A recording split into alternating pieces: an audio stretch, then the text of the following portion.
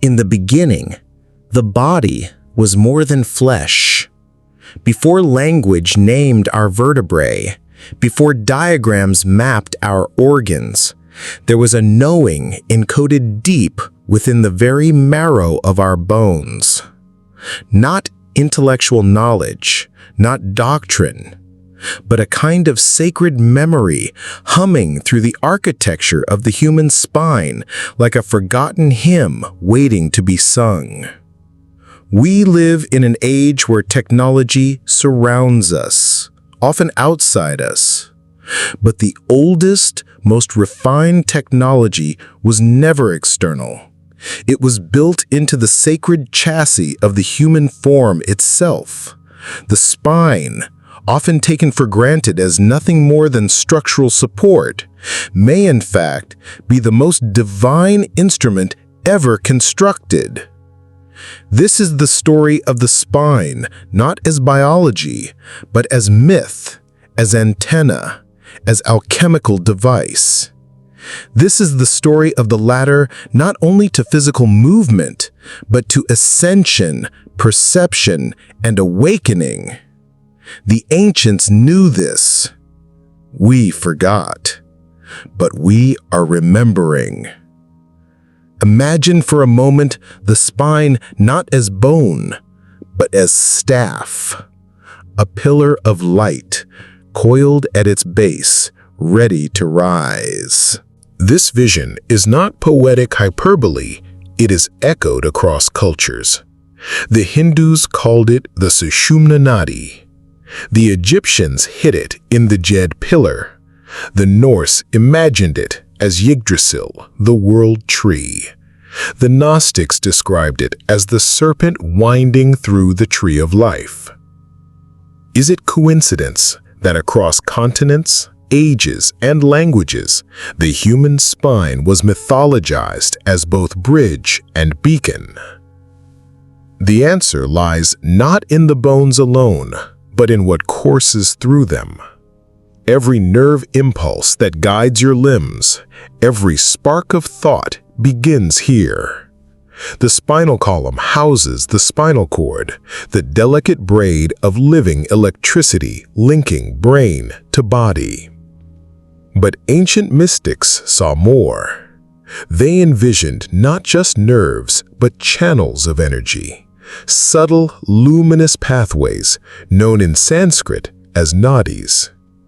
The three most crucial of these: Ida, the lunar cooling channel; Pingala, the solar activating stream; Sushumna, the central axis, the channel of transcendence. The dance between these energies, rising and coiling through the chakras, formed the energetic spine, a hidden twin of the physical structure. Why do caduceus symbols, serpents intertwined around a central rod, appear in medical logos? Why did the pharaohs wear the uraeus, the rising cobra, at the brow? Why did Jesus say, "The kingdom of God is within you," just as Kundalini Yoga teaches the divine rises within? These were not metaphors. These were keys. The spine is a staff, a serpent, a stairway, each vertebrae a rung, and at the base, coiled 3.5 times, the primordial fire waits. This fire has been called many names: Shekinah, Shakti, Divine Mother, Holy Spirit. In the East, she is Kundalini, not a myth, a force, a technology, a sacred program embedded in the root of the body awaiting activation. The human spine has 33 vertebrae. Why is the number 33 revered in so many secret traditions? In Freemasonry, 33rd degree marks the highest level. Jesus is said to have ascended at age 33. The spine, when viewed as a symbolic ladder, contains a story of death and resurrection, fall and return, dormancy and awakening. It begins in the coccyx. It ends in the pineal. From serpent to star.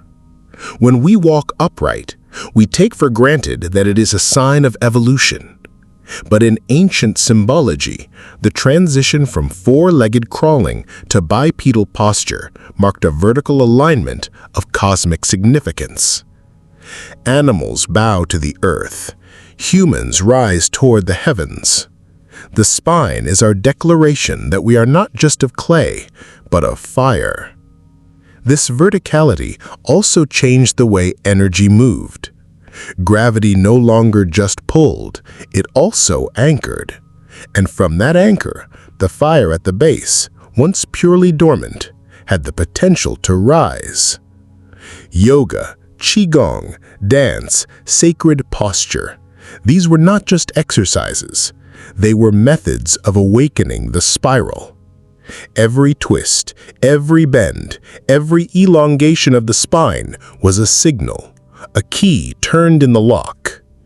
In Native American traditions, the vision quest was said to unlock the inner worlds. During such fasts, dreams of ladders, serpents, or tunnels rising through the body were common. In Christian mysticism, saints spoke of the ladder of divine ascent. Jacob in the Old Testament dreams of a ladder reaching to heaven with angels ascending and descending. This is not a tale about the sky, it's a parable about the spine.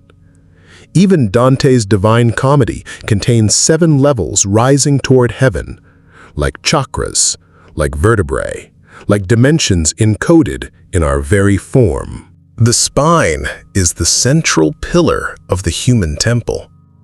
When temples were built in ancient lands, they often mirrored the structure of the body. The outer gates aligned with the root, the inner sanctum aligned with the crown, and in between, pillars, columns, light shafts.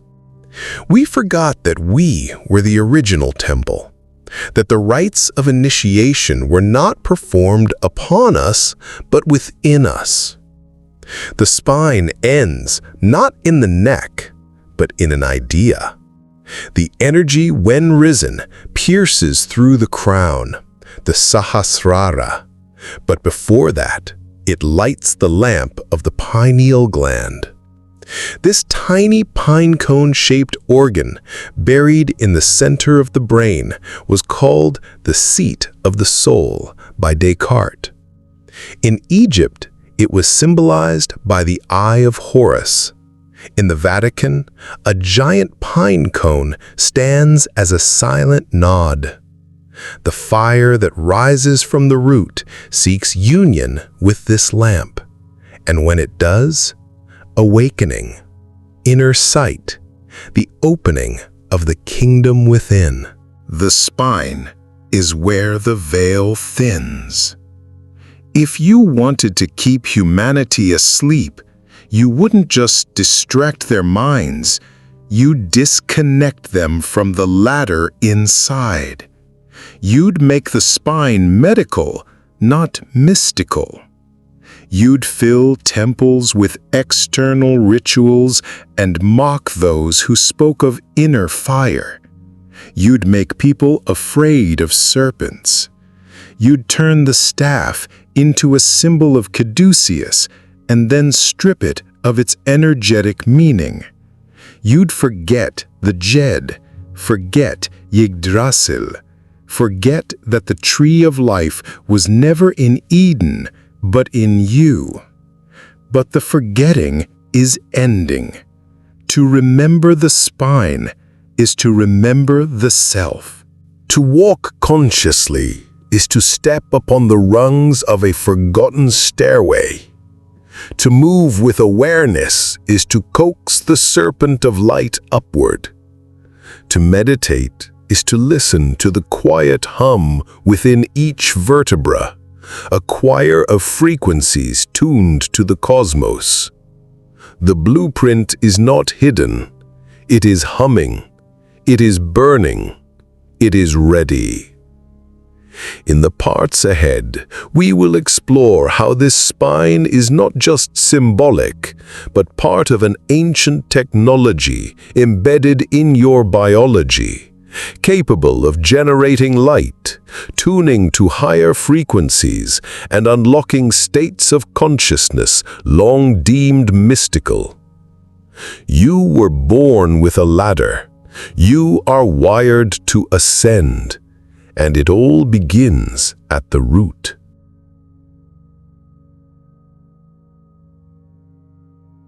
There is a number that haunts the sacred sciences. It is whispered in temples, carved in stone, hidden in allegories. That number is 33. The ancients knew the spine was not merely a stack of bones. They saw it as a ladder. 33 rungs leading from the dust of the earth to the gates of the divine. Each vertebra a step, each step a trial, each trial a passage. We often dismiss numbers as abstractions, but numbers are languages. They are codes. And the code of 33 has echoed across cultures as if humanity itself was trying to remember the same forgotten stairway. Why 33? Why not 30 or 40? Because the body itself carries the answer. The human spine, our inner axis, contains 33 vertebrae. That is not a coincidence. That is a design. To walk the 33 steps is to walk an inner initiation. Freemasonry, for example, speaks of the 33rd degree, the highest attainment of wisdom.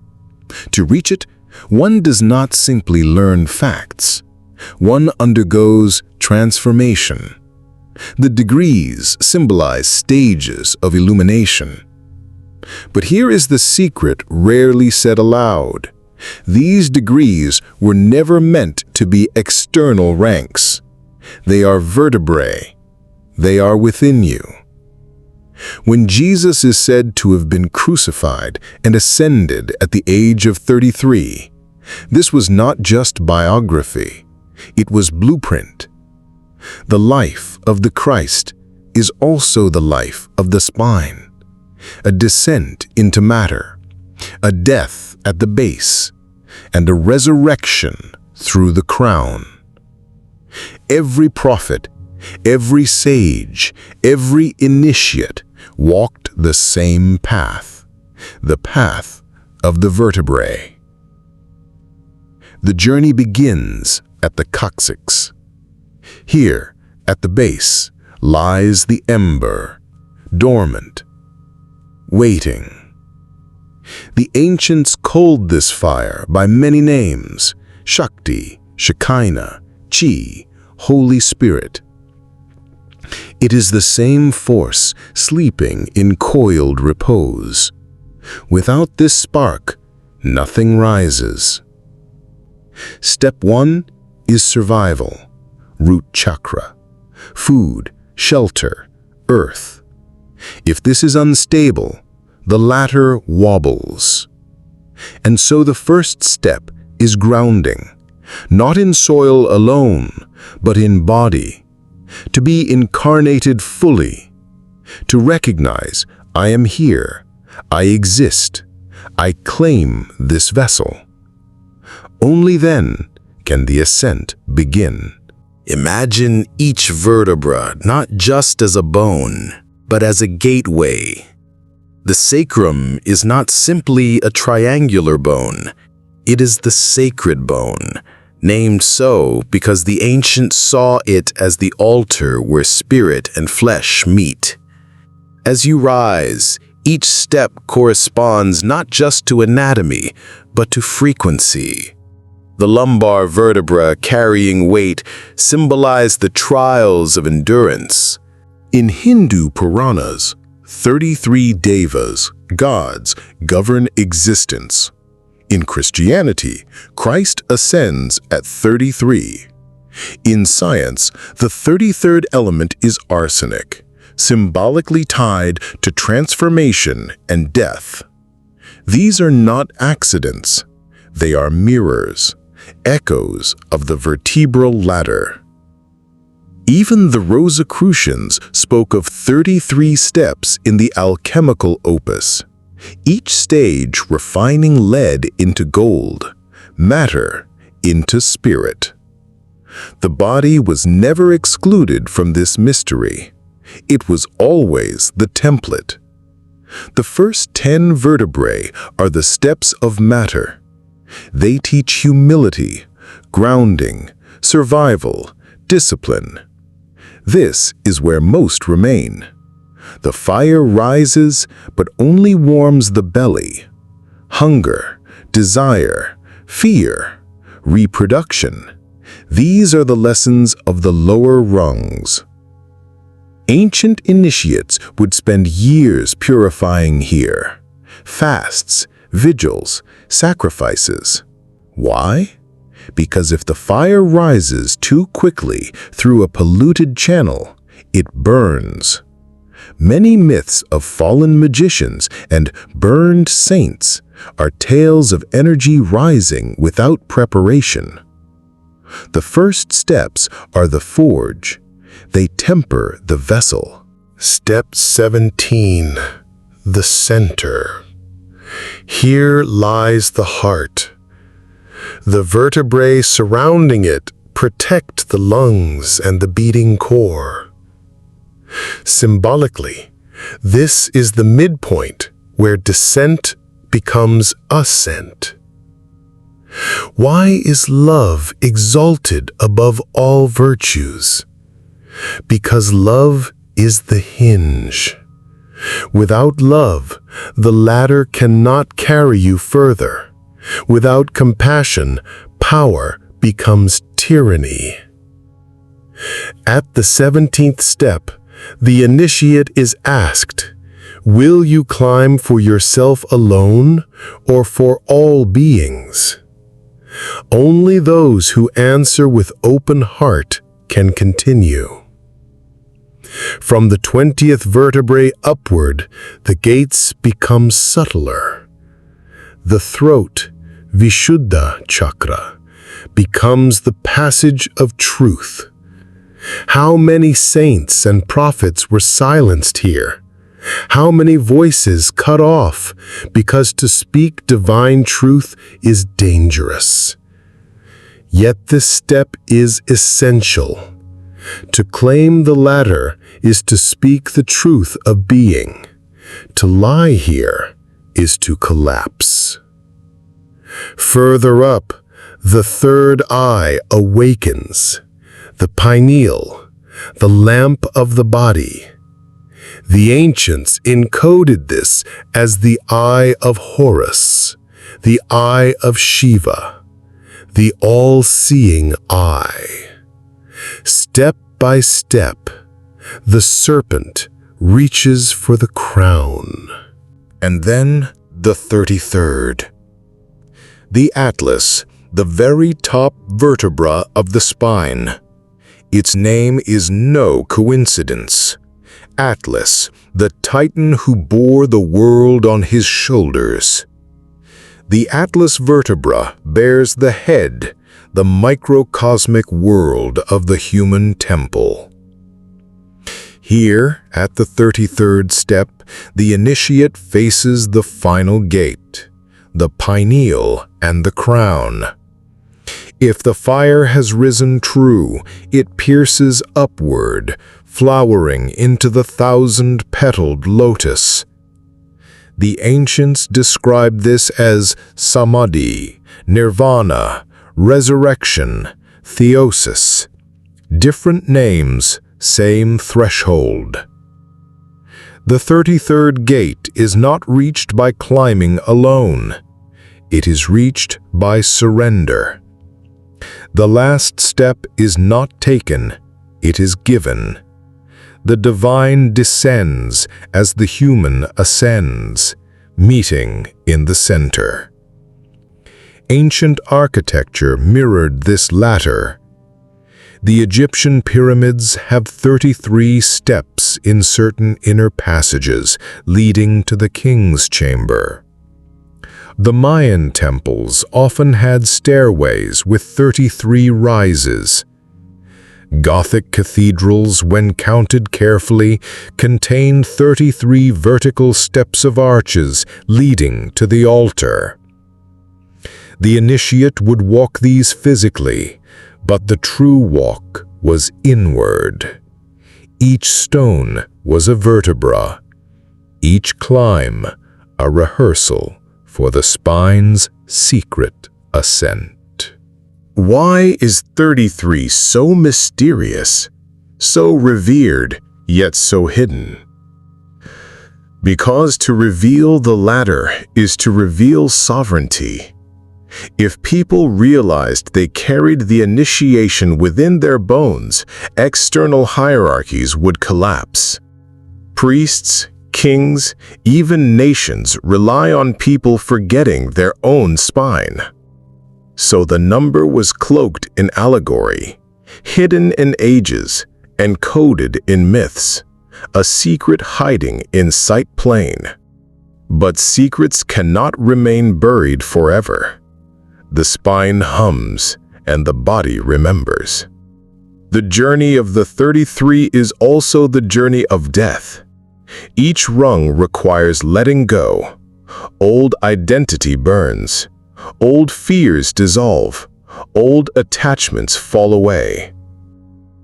It is not easy, but it is the only way.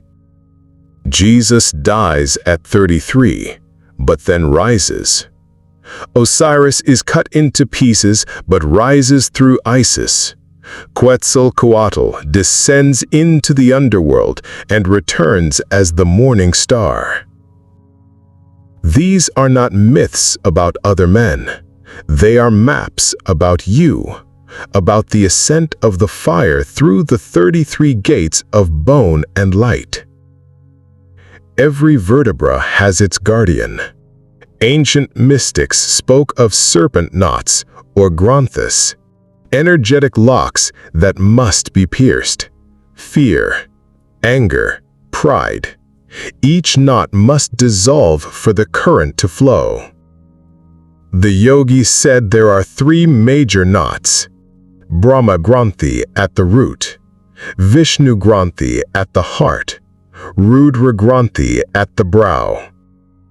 To pierce them is not force but grace. It is the art of surrender, the balance of fire and devotion. Every step has its challenge. Every step has its guardian. But every step also has its reward. The 33rd step is not the end. It is the door. Beyond it lies the unknown, the realm mystics described as union, samadhi, theosis. It is the Axis Mundi, the world tree, the place where heaven and earth kiss. But the spine does not vanish here. The body remains. The initiate returns, but changed. Now the ladder hums not only upward, but outward, radiating light into every cell. The body itself becomes temple, staff, pillar.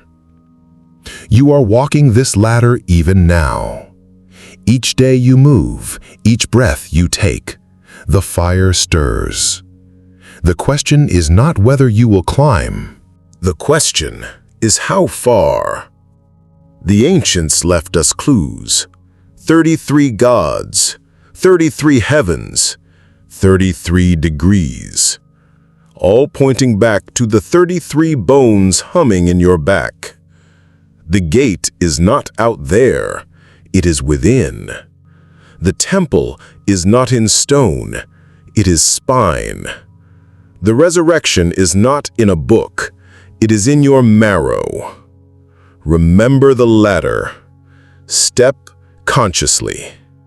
The 33rd gate awaits.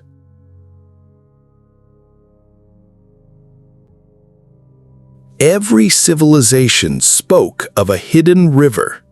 Some called it the Nile of the body, some the Ganges, some the Jordan. It was never about water flowing in geography. It was about water flowing in you. This river is not mere blood. It is subtler, shimmering, closer to light than to liquid. The ancients hinted at it when they spoke of living waters, ambrosia, amrita, soma. The body carries within it sacred fluids, reservoirs of liquid light. They are both material and symbolic, both chemical and mystical, and they form the secret current that rises through the spine. At the top of the spine sits the brain, not just as an organ, but as a chalice. Within this chalice flow two extraordinary secretions: melatonin, born of darkness, governing sleep, dreams, the cycle of rest; DMT and other neurochemicals, the sparks of vision, the chemistry of transcendence. The ancients did not call them by these names, but they knew of their effects. In Vedic texts, the soma was the drink of immortality. In Greek myth, ambrosia fed the gods. In Egyptian temples, a holy bread and beer infused with blue lotus carried initiates into vision. The fluids of the brain were not accidental. They were alchemical, designed for transformation. Christian mysticism spoke of something profound, often forgotten by modern doctrine: the Christ oil, or chrism within. Ancient esoteric Christians taught that sacred oil is secreted from the colostrum in the brain, traveling down the spinal cord only to rise again when purified.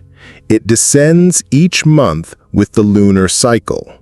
It may be spilled through excess, through indulgence, or it may be preserved, raised, transmuted. When this oil returns upward, refined, it anoints the pineal. This was the true meaning of being anointed with the Holy Spirit, not just external baptism alone, but an internal alchemy. Thus, the phrase Christos meant not just a man, but a state, the risen oil, the illuminated chrism. The cerebrospinal fluid, CSF, clear and crystalline, surrounds the spinal cord and brain. Modern science calls it protection, cushioning, but the mystics saw it as conductor, a living river of prana, chi, ruach, the breath of spirit. When Kundalini rises, she does not travel alone. She rides the CSF. The liquid shimmers, electrifies, becomes radiant. In altered states of meditation, adepts describe sensations of fluid light dripping, pouring, flowing down the throat. This was called the nectar of immortality. In yogic tradition, this nectar descends from the bindu point, a mystical drop at the back of the head. If wasted, it fuels decay. If preserved, it fuels immortality. The ancients encoded this mystery in the caduceus. Two serpents, Ida and Pingala, rise along the staff. But where they meet, fluids mix: lunar and solar, yin and yang, sulfur and mercury. In Western alchemy, sulfur was fire, mercury was water. Their union, carefully balanced, gave birth to the philosopher's stone. But the stone was never a rock. It was the purified state of the fluids in the human temple. When the serpent fire meets the nectar flow, a golden elixir is formed. This is inner alchemy, not theory, but chemistry sanctified. Every culture spoke of it. In Hindu lore, the gods churned the cosmic ocean to obtain amrita, the nectar of immortality. In Greek myth, ambrosia fell from heaven, granting longevity. In Chinese Taoism, inner alchemy was about cultivating the golden elixir, Jin Dan. In Hebrew Psalms, oil flows down the beard of Aaron, sanctifying him. These were not only outer myths, they were inner instructions. The nectar, the oil, the elixir, always symbols for the sacred fluids rising through the spine. Why is humanity obsessed with intoxication? Wine, beer, drugs, always seeking to alter consciousness. Because deep inside, the body remembers. It once generated its own intoxication, sacred, luminous, clean. But when we fell into forgetfulness, we looked outward. We brewed substitutes. We fermented shadows of the inner drink. Thus, Bacchus, Dionysus, Shiva, gods of intoxication, were originally guardians of the inner nectar. Only later did their rites degrade into drunkenness. The true intoxication was never from the vineyard. It was from the spinal spring. The secret schools taught that sexual energy is directly tied to the sacred fluids. To spill excessively is to waste. To transmute is to refine. This was the teaching of tantric yoga, Taoist inner alchemy, Christian asceticism, even Islamic Sufi metaphors of wine. The teaching was never repression. It was transformation. The seed becomes oil. The oil becomes light. The light becomes vision. This ladder of alchemy was encoded in countless metaphors. Grapes to wine, grain to bread, seed to star. The fluids are the carriers. They must be preserved, refined, exalted. Modern research hints at the same truth. The CSF pulses with each breath, circulating rhythmically. The pineal contains crystals that may transduce light into biophotons. Certain glands secrete hormones only in states of stillness, silence, darkness. Meditation, breathwork, yoga, they all alter these fluids. The ancients did not have microscopes, but they had experience. They knew when the body is aligned. When the serpent rises, the fluids shimmer. They called it light. We call it neurotransmitters. But the reality is both. The great secret. Fire alone cannot ascend. Water alone cannot sanctify. But when fire, Kundalini, and water, sacred fluids, meet, the ladder activates. Alchemy always spoke of this marriage, the conjunctio, the sacred union of opposites. In the body, this union is the serpent fire and the nectar flow. When they merge, something miraculous happens. A golden liquid light fills the spine, floods the brain, and awakens the crown. Saints describe ecstasy. Yogis describe bliss. Shamans describe flight. Scientists describe altered brainwaves. Different words, same experience. This is why temples guarded these secrets, why initiates swore oaths, why alchemy was hidden in riddles.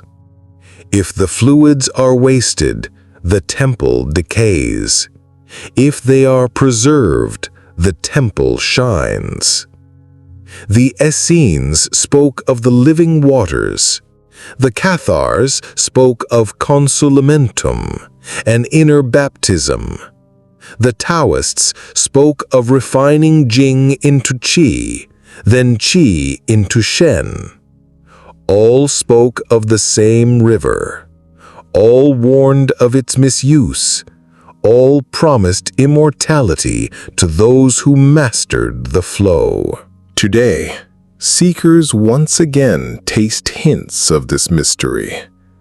During meditation, some feel a sweetness at the back of the throat. Some experience a liquid drop during deep silence. Some feel the brain bathing in light. These are not fantasies. These are traces of the original blueprint. The sacred fluids have not vanished. They are waiting for attention, waiting for reverence. The nectar is not myth. It is biology sanctified. It is light liquefied. Your body carries a river. Your spine carries a chalice. Your brain drips nectar of light. You need not seek ambrosia in heaven. You need not wait for manna to fall. The fluid of immortality flows in you now. To guard it, to refine it, to let it rise, this is the art of inner alchemy. To drink it consciously is to taste the divine. The ancients called it soma, the mystics called it oil, the yogis called it amrita, the alchemists called it elixir. You may call it what you wish, but when it rises, you will know. For light itself will become liquid, and liquid itself will become you.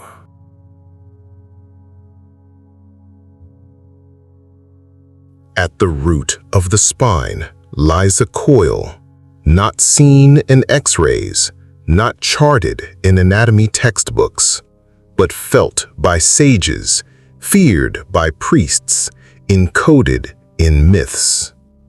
It is the serpent. Coiled 3.5 times at the base of the spine, it waits, silent, potent, patient. This is Kundalini, the fire serpent, the latent goddess, the hidden dynamo of human transformation. For some, she is myth. For others, madness. For initiates, she is the very key to divinity. And when she rises, nothing remains the same. Why did so many cultures exalt the serpent? In Egypt, the pharaoh wore the uraeus, serpent of fire, upon his brow. In Mesoamerica, Quetzalcoatl, the feathered serpent, was bringer of wisdom. In Hindu tradition, Shisha, the cosmic serpent, cradled the worlds. In Gnostic lore, the serpent was not tempter, but liberator, whispering of hidden knowledge. Even in Christianity, the bronze serpent lifted by Moses in the desert became a symbol of healing. The serpent was never merely an animal. It was current, energy, transformation, shedding skin, rising upward.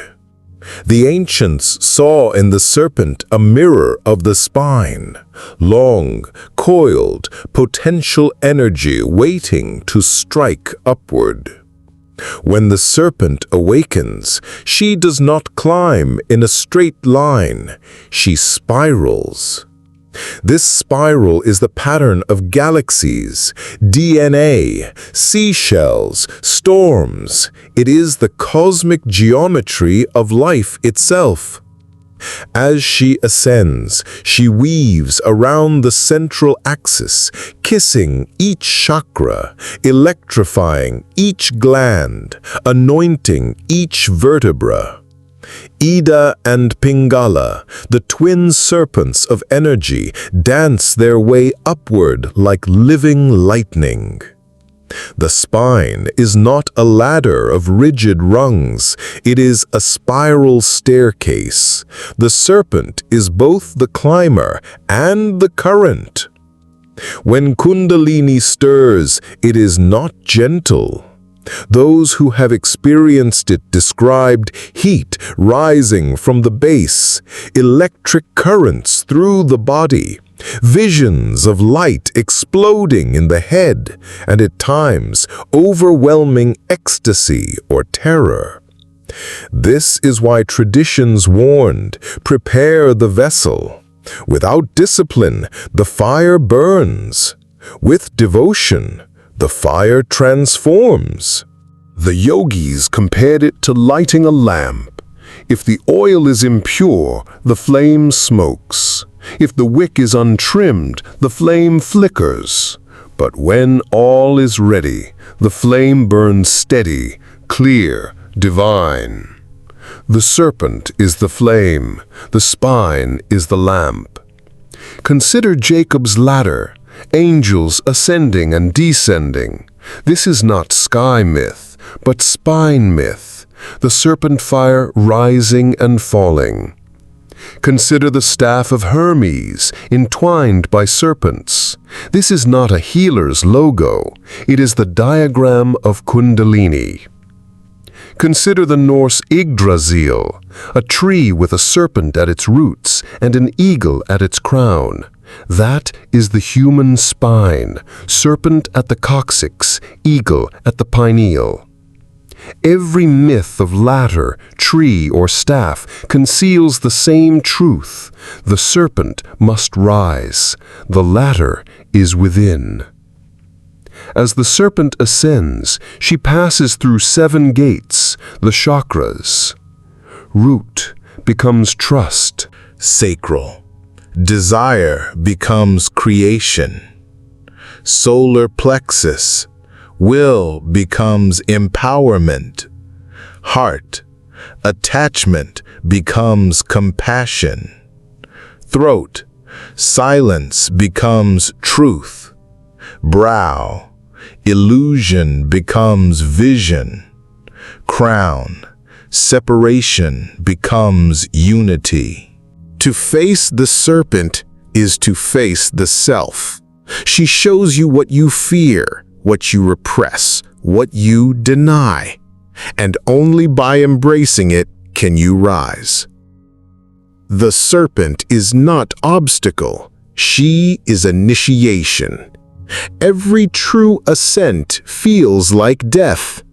The serpent kills the ego before she crowns the soul. Many mystics describe near-death experiences during awakening, visions of dissolving, of leaving the body, of meeting luminous beings. This is why resurrection myths always include the serpent. Jesus lifted up as the bronze serpent. Osiris reborn after being coiled in pieces. Quetzalcoatl descending into the underworld before rising as Venus. The serpent is not just rising, she is killing the false, birthing the true. Modern science peers at this mystery from another angle. The nervous system sends electrical impulses that truly coil upward. The cerebrospinal fluid pulses like a serpent's wave. DNA itself is a double helix serpent climbing ladder rungs. The mystics saw in vision what science now describes in diagrams. The serpent is not superstition. She is the language of life itself. Why then do so many religions paint the serpent as evil? Because she grants knowledge, sovereignty, freedom. A humanity that raises its serpent cannot be ruled. A soul lit from within cannot be manipulated. So the serpent was recast as Satan in Eden. Her wisdom was called temptation. Her liberation was reframed as fall. Yet, even hidden, the serpent slithered back into our symbols, staffs, crowns, stairways, spirals. They could not erase her, only disguise her. But the time of disguise is ending. When she reaches the crown, the serpent becomes light. The hiss becomes hymn. The coil becomes halo. This is the moment saints describe as illumination, yogis as samadhi, shamans as flight, scientists as peak states. Different words, one reality, the serpent rising through the ladder of bones, transforming the human into more than human. The serpent sleeps within you. She is not myth, she is blueprint. She waits for your readiness, your courage, your surrender. To awaken her is to begin the true human journey, not survival, not success, but transformation. To climb the spiral ladder is to shed the skin of illusion and wear the light of truth. The ancients feared her. The priests hid her. The seekers worshipped her. But the serpent does not belong to history. She belongs to you. When she rises, the ladder becomes alive. When she crowns, the human becomes divine. This is the serpent's gift. This is the ladder of transformation.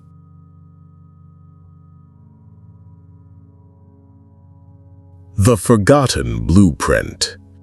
When humanity first raised stones into temples, they were not copying the stars. They were copying themselves. The temple was never an invention. It was a translation. What was encoded in bone and blood was mirrored in stone and pillar. The spine, the central axis of the human form, became the archetype for sacred architecture. Every column, every gate, every stair was a reflection of vertebrae, chakras, and the rising of light. To walk into a temple was to walk into a giant body. To stand within it was to stand within yourself. Why are temples always filled with pillars? Because the pillar is the spine in stone. In Egypt, the dead pillar symbolized Osiris's backbone, stability, resurrection, eternal life. Each horizontal rung carved into the dead was a vertebrae. In India, temple towers rose in stepped levels, each mirroring a chakra, culminating in a dome or spire, the crown. In Greece, rows of Doric and Ionic columns echoed the vertebral structure, supporting the head of the temple, the pediment. In Gothic cathedrals, soaring columns lifted the roof like a rib cage, while shafts of light through stained glass mimicked the illumination of chakras. The pillar was never merely structural.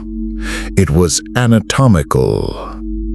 The temple was a body, and the body was a temple. The gate and the root.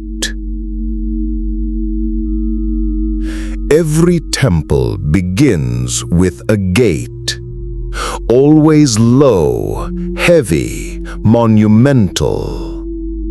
This was the root chakra of architecture, the base, the coccyx, the grounding threshold. Passing through the outer gates symbolized entering the body. Initiates would step from the profane world into the sacred vessel.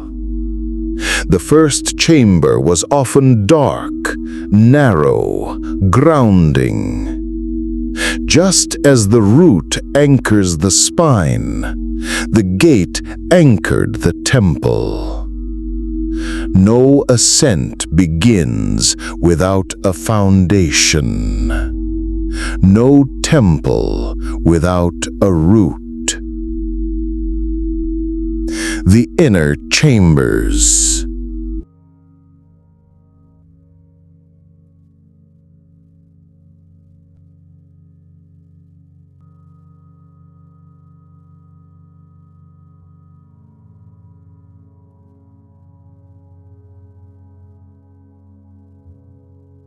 As the pilgrim advanced, they encountered chambers rising in alignment. The outer courts mirrored the lower body. The holy place reflected the heart.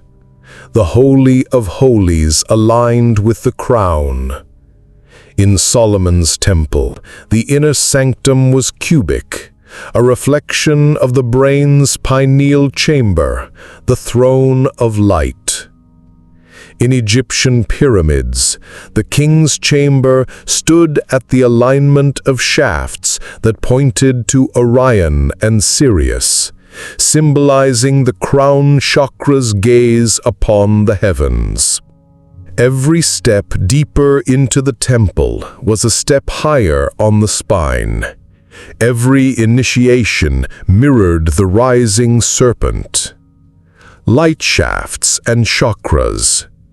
Why did ancient builders obsess over shafts of light, openings for the sun at solstice, or beams aligning with stars? Because these were the chakras of stone. In Egyptian temples, shafts pierced walls at precise angles, allowing light to enter only on sacred days. This was the throat of the temple, speaking with the sun. In Mayan pyramids, staircases became serpents of shadow and light on equinox days. The temple itself enacted the rising Kundalini. In Gothic cathedrals, rose windows blazed like mandalas, throwing colors upon pilgrims as if to awaken inner centers of perception. The temple was an amplifier, a resonator, a spine of stone channeling celestial energy, just as the body channels the serpent fire. The dome and the crown. Every temple culminates in a dome, spire, or pinnacle. This is the crown chakra in architecture, the place where earth touches heaven. The dome is not decorative, it is symbolic of the skull, the cranial vault within which the pineal lamp burns. The steeple of churches points upward like the rising serpent piercing the crown. The mandalas painted within domes mirror the 1,000-petaled lotus of the Sahasrara. When pilgrims entered beneath such domes, they felt lifted, expanded, crowned.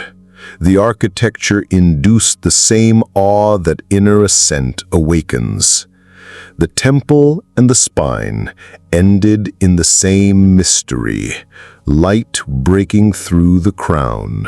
Mirrors across civilizations.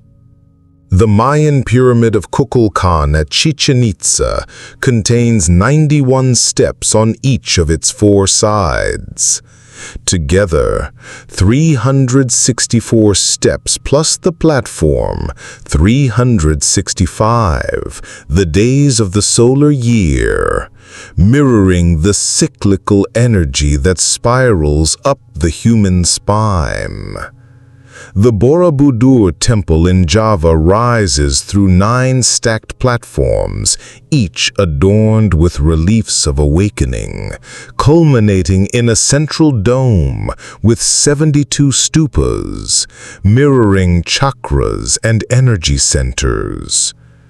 The Angkor Wat complex in Cambodia was designed as a giant mandala, its towers representing Mount Meru, Axis Mundi, and the spine of the cosmos. No matter where one looks, pyramids, pagodas, cathedrals, the pattern repeats. Architecture is anatomy. Stone is bone. The body as original temple. Religions often told followers, your body is the temple of the spirit. But few understood how literal this was. The temple is not analogy. It is anatomy. The vertebrae are columns. The chakras are stained glass windows. The brain is holy of holies. The crown is dome. To walk into a temple is to remember what your body has forgotten. To kneel before an altar is to kneel before your own pineal flame. The lost science of resonance. Ancient temples were not only symbolic, they were functional. Chambers were tuned like instruments. Priests chanted mantras that resonated with the stone, vibrating the air, the bones, the fluids within initiates. The hypogeum of Malta produces resonance at 111 Hz, a frequency linked to altered consciousness. The King's Chamber in the Great Pyramid resonates with Earth's natural frequencies. The cathedrals of Europe were tuned by geometry, creating standing waves of sound and light. Why? Because the temple was designed to activate the spine, to awaken the serpent, to crown the pilgrim with light. Architecture was medicine. Sacred geometry was neurology. The suppression of the blueprint. If humanity remembered that temples were maps of their own bodies, power structures would collapse. No one would need priests as intermediaries. No one would fear gods as distant beings. They would know, I am the temple. The axis is in me. So the teaching was hidden. Architecture was desacralized. Temples became monuments of power, not mirrors of spirit. Yet, in silence, the stones still whisper. Cathedrals still hum. Pyramids still align. The blueprint cannot be erased. The invitation. When you next enter a sacred place, pause. Look around not as tourist, but as initiate. See the columns as your spine. See the dome as your skull. See the altar as your pineal lamp. You are not standing in a temple. You are standing as a temple. The gods did not build in stone first. They built in flesh. Temples were echoes. The spine was original. To honor the temple is to honor the body. To awaken the spine is to awaken the sanctuary. And when the inner temple lights, the outer temples sing again.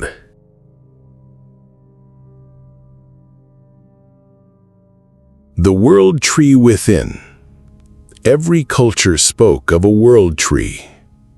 Its roots plunged into the underworld. Its trunk stretched through the middle world. Its crown pierced the heavens.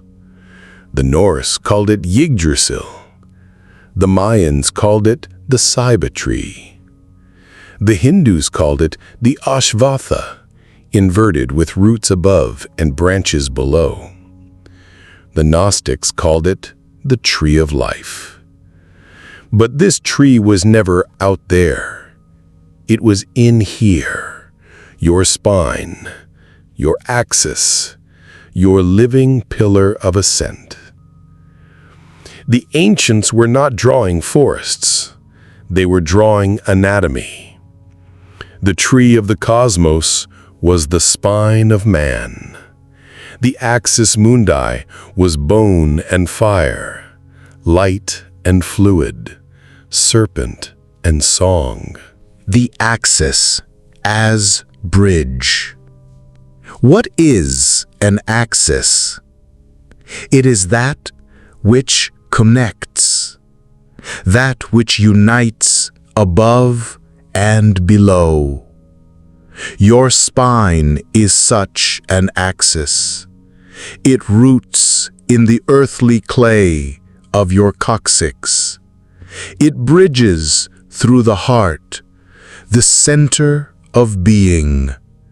It crowns in the skull, throne of vision, gateway to heavens. It is not a metaphor. It is a literal ladder humming in your back, a bridge between density and divinity. Shamans ascended it in trance, yogis in meditation, prophets in ecstasy.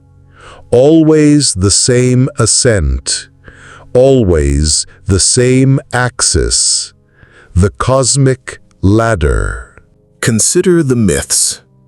Jacob's ladder, angels ascending and descending. This was the spine. The Tower of Babel, humanity's attempt to build upward. This was the spine in external stone. Dante's Mountain of Purgatory, a spiral climb toward paradise. This was the serpent rising. The vision of Ezekiel, wheels within wheels, a throne above the firmament. This was the awakened axis. All point to the same reality.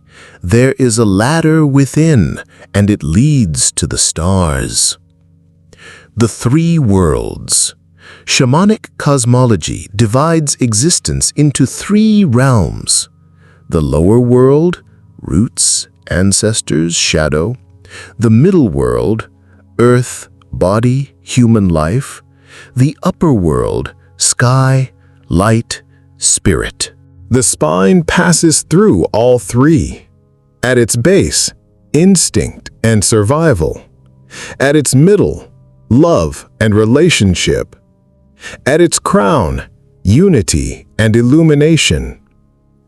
To climb the spine is to journey through all worlds, to root deeply, live fully, and ascend eternally. The Axis Mundi is not elsewhere. It is you. The pole star within. Ancient astronomers fixed their gaze on the pole star, the still point around which all constellations wheel. They built monuments to align with it. They navigated oceans by it. They called it the cosmic throne. The pole star is mirrored in your crown. The spine is the Earth's axis, and your pineal, the lamp at the top, is the inner Polaris, the still point in the storm. When the serpent rises and the crown blooms, You stand at this still point.